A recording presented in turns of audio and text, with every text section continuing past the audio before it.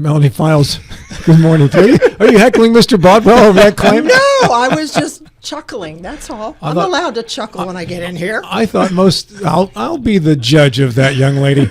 I thought. Oh, aren't you so sweet, honey? I am. Yeah, you know what? I owe you because you made my summer. I had the best crop of peppers I've ever had because of your advice.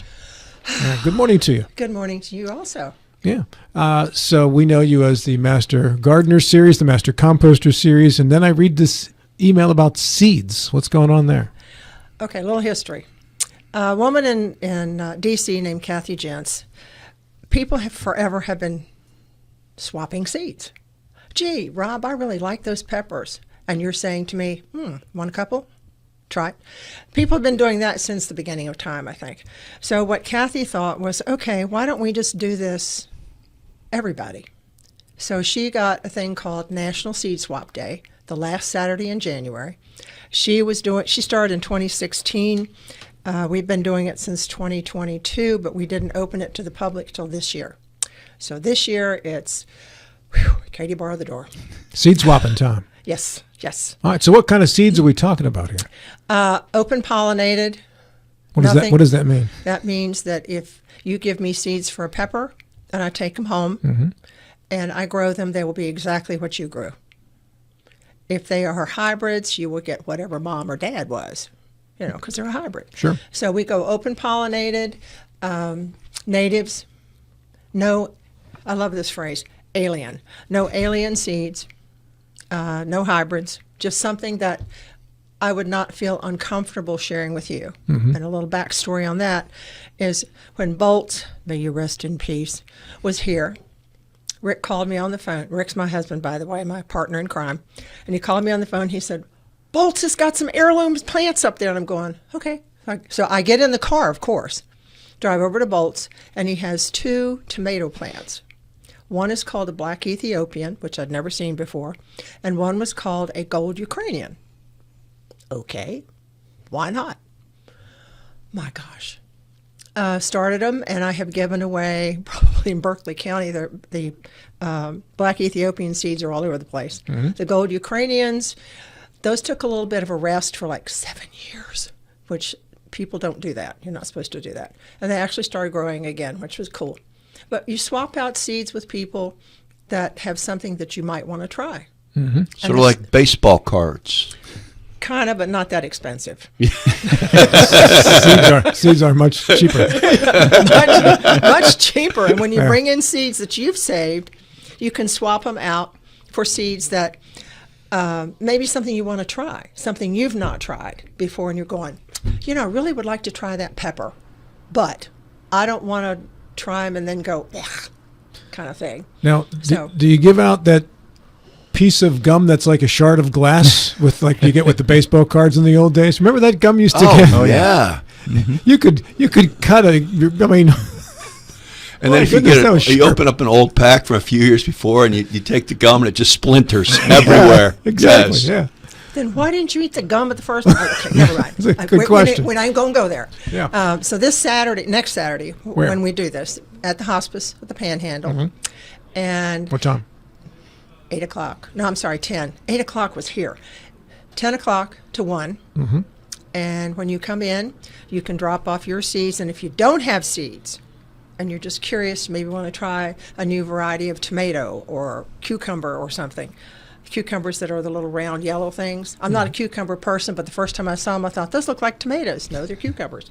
If you want to try something like that, we say if you don't have anything to swap out, come in and we'll let you pick out 3 packs and take it with you. Get you started for next year. No charge? No. Just bring seeds. This is a freebie. If you don't have seeds, can you just come and get seeds? That's what I just said. That's what I thought. Can you bring baseball cards to trade for seeds? And that really sharp gum? That shard of glass gum? Keep your baseball cards, honey. I've got I've got a Manny Ramirez 94. I want to trade for some tomato seeds. I'd hold on to that Manny Ramirez card. If you want to do that, I'll hold out my hand and say, okay, whatever, just go get your seeds.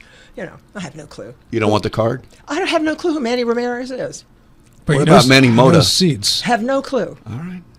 Whenever I hear Manny Mota's name, I just think of that scene in Airplane. Now, Manny Mota. Yes. Are we talking about seeds? Y'all talking about baseball cards? Seeds is what we're Thank talking you about here with so Melanie much. Files, former educator. Swapping and trading and Seeds. Well, we'll also have free catalogs and magazines for you to take. This is a free event. I emphasize, free event. Hospice of the Panhandle is Saturday. No. Next Saturday. Next Saturday. The That's 25th, big which is the distinction. last Saturday of the month. at 10 a.m., not at 8 a.m. 8 a.m. was here. Yes, Yes, 8 we was got here. that. Yeah. 10 a.m. Okay, we're having a hard freeze right now for an extended period of time. That's good for the tamping down the insect population in the spring. But in regards to any prep that you could do with your beds or whatever, that should have already been done in the fall, or are there still things you can do in the winter? Leave them alone. Let them rest. And if you've got leaves, let them leave there. Do not touch them, because there are critters that use those leaves for for their babies. They also use them as overwinter for themselves. And for people that they can't stand to have a leaf on their grass, I'm going, why? What is your problem? Rake them up and put them under a tree or shrub. Then the critters can be under there, which makes sense to me. So I'm all about not doing that. If we could turn our yard into a meadow, I'd be happy, but we can't. What's this raking thing you speak of? Requires effort, Mr. Butler. Yeah, what's this raking thing? Energy. I believe the leaves drop in a place for a purpose, so we just leave them there and Good for you. The wind and will take them where they take them. they get mowed and they compost, and then that makes your yard better, I believe. Good. It does. Yeah. Yeah, the wind usually takes them to one particular yard. I always Well- take, and from my backyard, the wind always takes them to the patio under the deck, Okay. and it puts them in there in a nice, neat little pile, and then I move them back into the woods, and then They come send right them right back. on back to the patio. We have this game we play every year. Our leaves, we don't get them.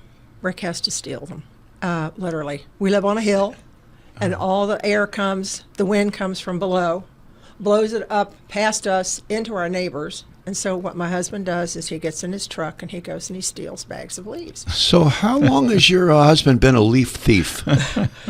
Since we moved to our new house in 2011, and we pulled up alongside the one house, and he said, well, we were in our little bitty truck, and he said, well, get out, get those leaves. I said, I'm not going to do that. It scared me. I said, I don't care. He said, they put them out for the garbage. I said, I don't care. So he took me home. He went back and he got all the leaves.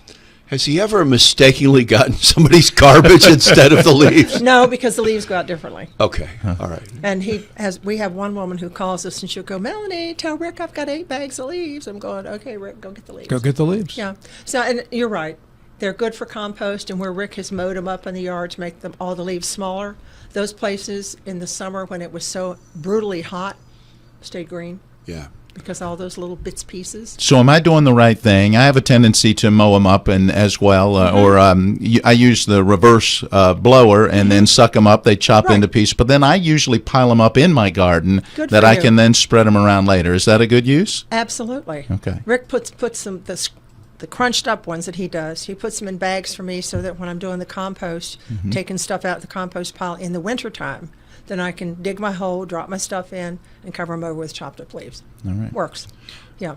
I am terrible at stuff like that. Okay, my mother had this amazing garden. She's been gone for a while now. She had this amazing garden when I was growing up. We had all these vegetables. What are the best things to grow around here? What are the best seeds that where somebody who really doesn't know what they're doing and will forget to water them for days at a time? Start out really easily in doing either, if you really love tomatoes, do a couple of tomato plants. Do not do 16 tomato plants. Do 2 and see what happens. But make sure that whenever you dig those things in, that you mulch around them. Okay. That's the really important thing. If you mulch, then you don't have to worry so much about, oh, I didn't water this week. Well, okay, fine. Just mulch and then water below the mulch. Melanie? I know I might need my turn to shut up. No, right? no, you're doing great, as always. And I'm learning, and I'm taking notes here. By the way, okay? Melanie was a school teacher, in case you can't tell. Yeah. By the way, she's addressing the room here. A science school teacher. And she Excuse taught me. our Colin and his father, too, you said? No, I taught Daddy.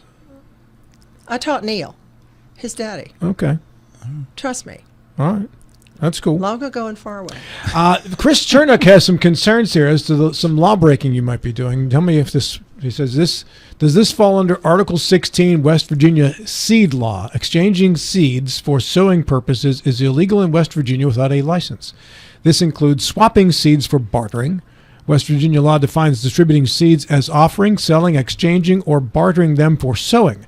Anyone who distributes seeds in West Virginia must register as a seedsman. Seedsmen must pay a tonnage fee and report the amount of seeds they distribute and sell.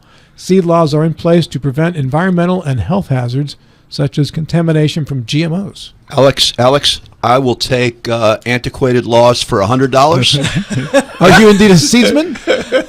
I might be a seeds woman. Seeds person? That would work too. Yeah. So are you breaking the law? Are you on this show breaking the law? I could be. Goodness gracious. Ask me the next question. What is your path to fleeing now that you know that you're a regular lawbreaker? We're covered under WVU. West Virginia University Extension. Mm-hmm. Gotcha. Well, that's a good answer. What are you in for? Taking seeds across state lines Oh my God! for growing purposes. The ones I sent to my daughter in Florida. No. It sounds like Alice's restaurant. What are you in for, kid? Veteran?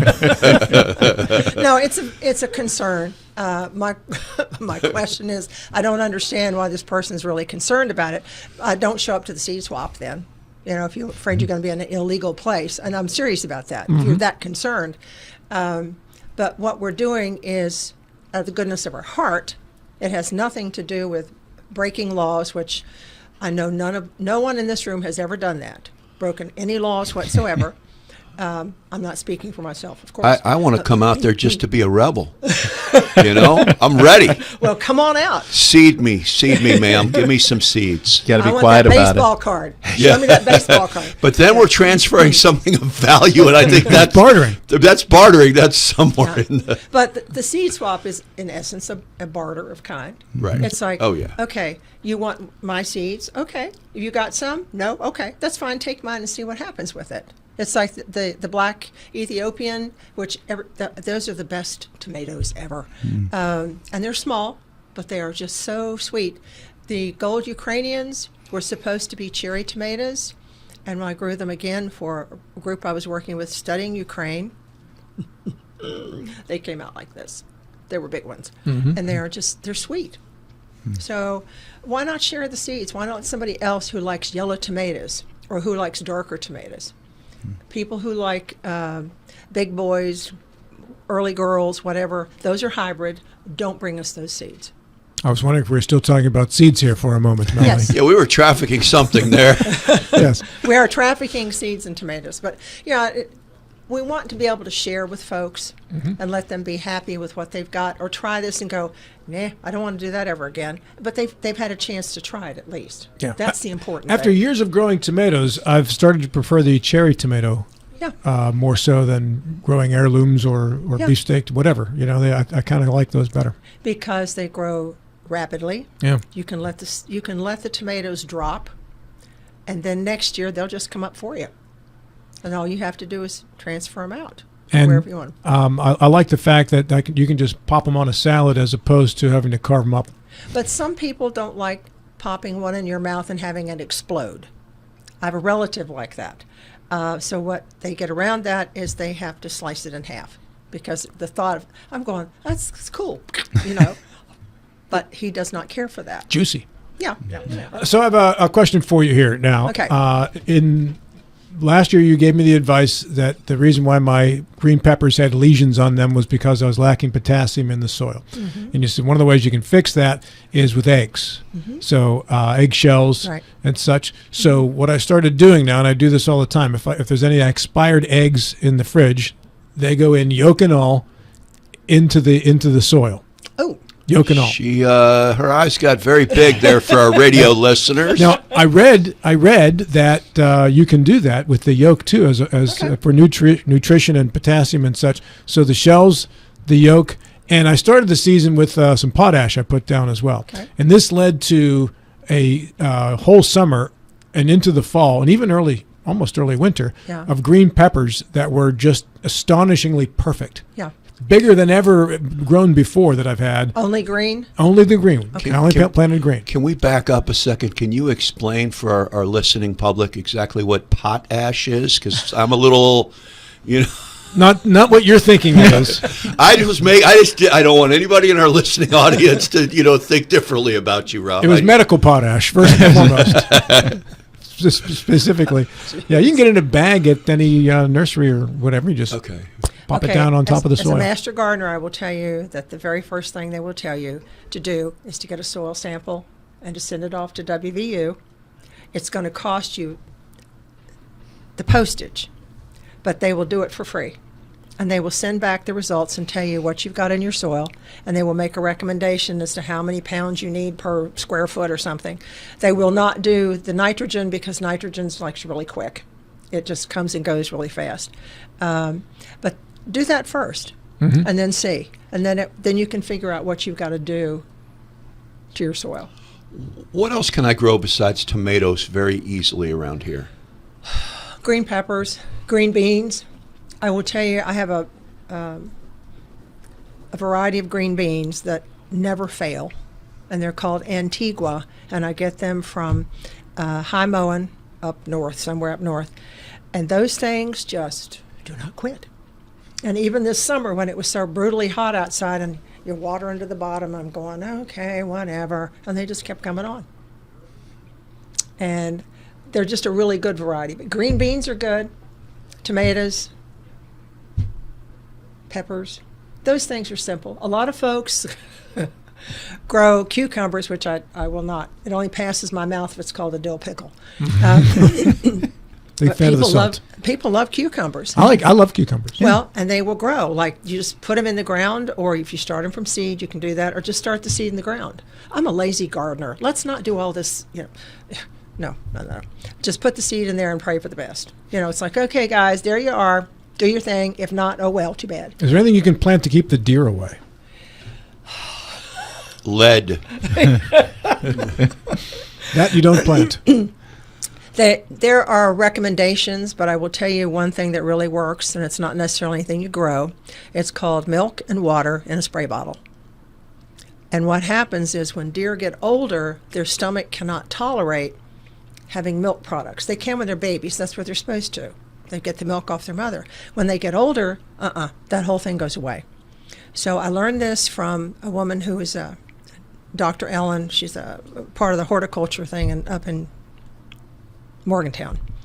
And she said, this is what you do. Okay. You take milk, put it in a spray bottle, and it doesn't matter what kind of milk it is. Can be a little bit spoiled so far. Half and half with water. And when wind is not blowing, spray your plants.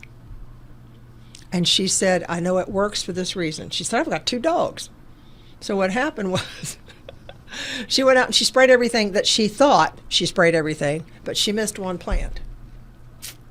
And the deer ate that plant. Mm-hmm. And it stays on even when it rains. Oh, so you don't have to do it every day? It's stuck. No, it's stuck. How often do you have to do it? Probably about every 2 weeks. I think Rick goes about every 2 weeks because I'm out there standing going, if those